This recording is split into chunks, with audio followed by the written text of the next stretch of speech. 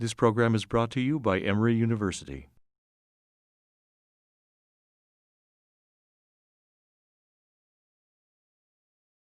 Hello, my name is Robert Agnew. I'm a professor of sociology at Emory University. I just completed a term as president of the American Society of Criminology. My research focuses on the causes of juvenile delinquency, including violence, and I'm here to talk about sociological theories of violence.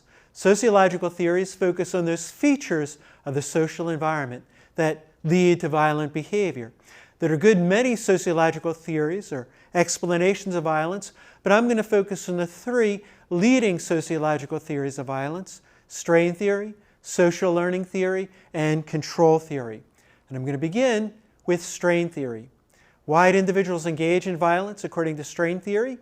Well, in a nutshell, they experience certain strains or stressors, they become upset, and they may cope through violence. For example, a juvenile may be bullied by peers at school. This juvenile becomes quite upset, angry, fearful, etc. And this juvenile may decide to cope with that bullying through violence. The juvenile, for example, may assault the peers who bully her in an effort to end their bullying, or the juvenile may assault the peers perhaps to seek revenge for their bullying behavior. Strain theories of violence try and do two things. First, they describe those major strains or stressors that contribute to violence. And these strains tend to be high in magnitude, they're serious rather than minor, and they tend to be seen as unjust. And strain theorists have found that a number of strains increase the likelihood of violence. Child abuse and neglect, school failure, negative relations with teachers, economic problems of various sorts like chronic unemployment, criminal victimization, peer abuse, verbal and physical abuse, including bullying, discrimination, and so on. And second, strain theorists ask, why is it that some individuals are more likely than others to respond to strains with violence? One of the things we know is that most people, when they experience strains, do not respond in a violent manner. Rather, they cope in a legal manner. They negotiate, they call the police, they leave the situation, and so on. But some people, more likely than others, to respond to strains with violence. And several factors increase the likelihood of a violent response. One factor, poor coping skills and resources. Some people, for example, have poor social skills, have poor problem-solving skills, limited financial resources. They're more likely to cope with strains through violence. Another factor, low levels of social support. So some people, when they experience problems, don't have anyone they can turn to for support, for emotional support, for advice, for direct assistance with coping. And they too are more likely to respond to strains with violence. Some people have little to lose through violent coping. They don't have good jobs, for example, that might be jeopardized if they turn to violence. Some people have beliefs that are conducive to violent coping. Some people, for example, believe that if someone treats you in a disrespectful manner, violence is an appropriate response. And finally, some people associate with the others who encourage violent coping. So, for example, some juveniles have friends who encourage them to cope with a range of different problems through violence. And so they too are more likely to respond to strains with violence. So strain theory then is one major sociological theory or explanation of violence. Again, if we experience certain strains or stressors, that increases the likelihood of violence, particularly if we possess some of those characteristics that I've mentioned that increase violent coping.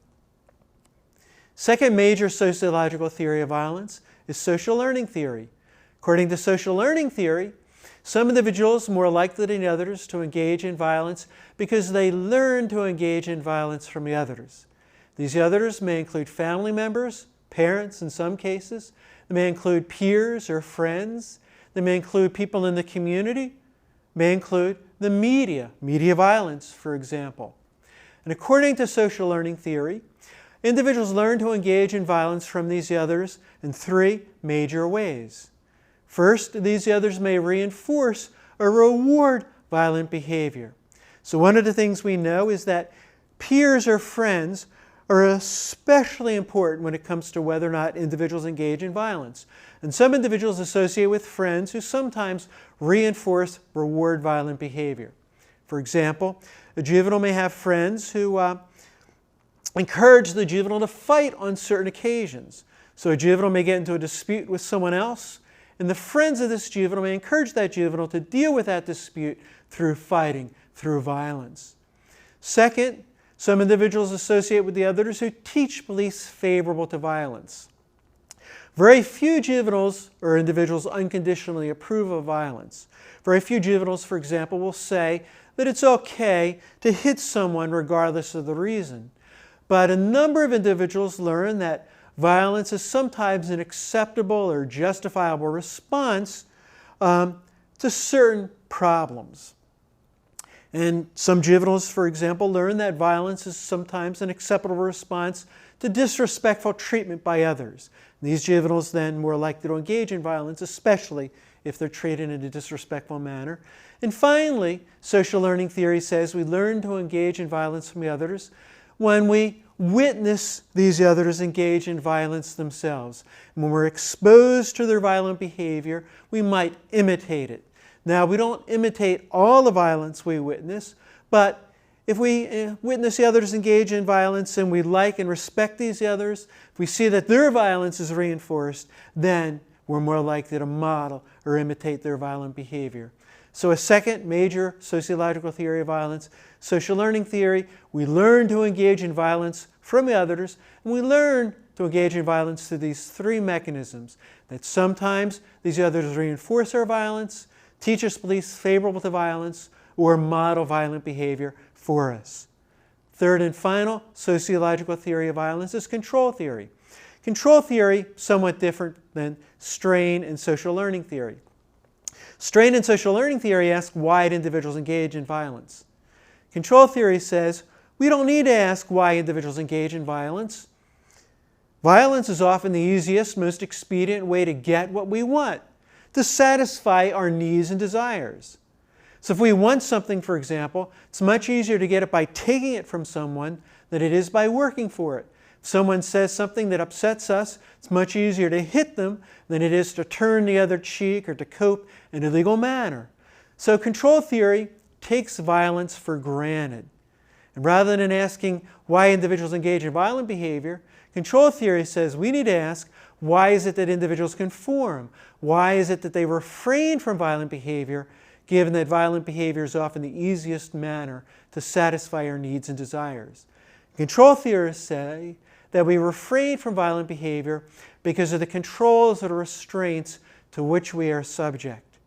And control theorists list four major types of control, four major restraints to violence. The first is direct control.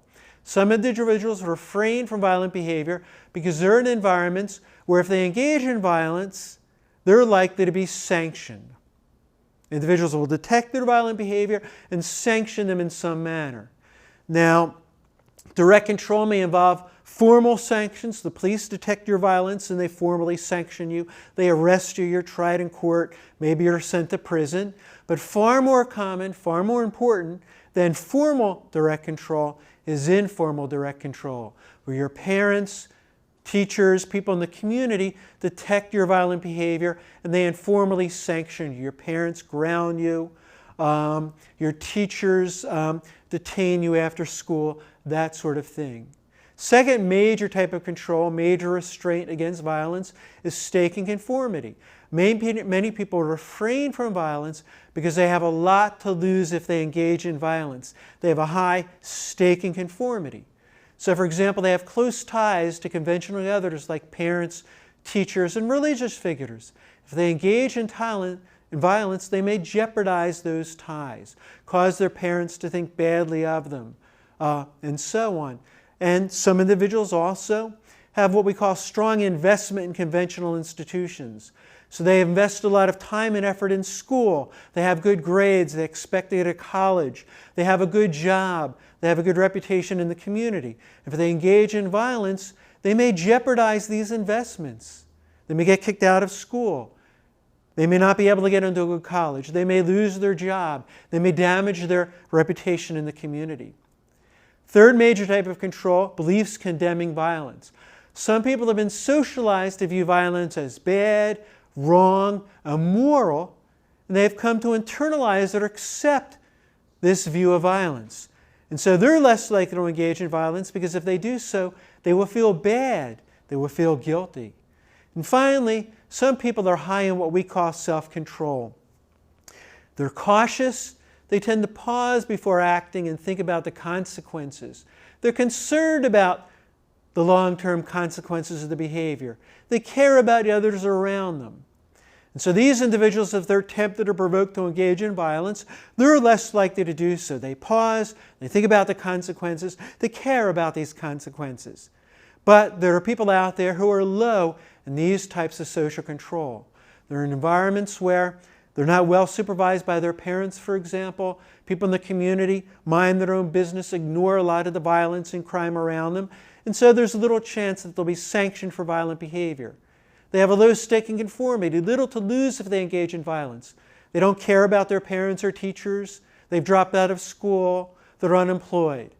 They weren't properly socialized, so they don't strongly condemn violence. And finally, they're low in self-control. They often act without thinking about the consequences of the behavior. And these people who are low in these types of control are free to satisfy their needs and desires in the most expedient manner possible, including violence. So those then are the three major sociological theories of violence. Each points to certain features of the social environment that increase the likelihood of violent behavior. Thank you.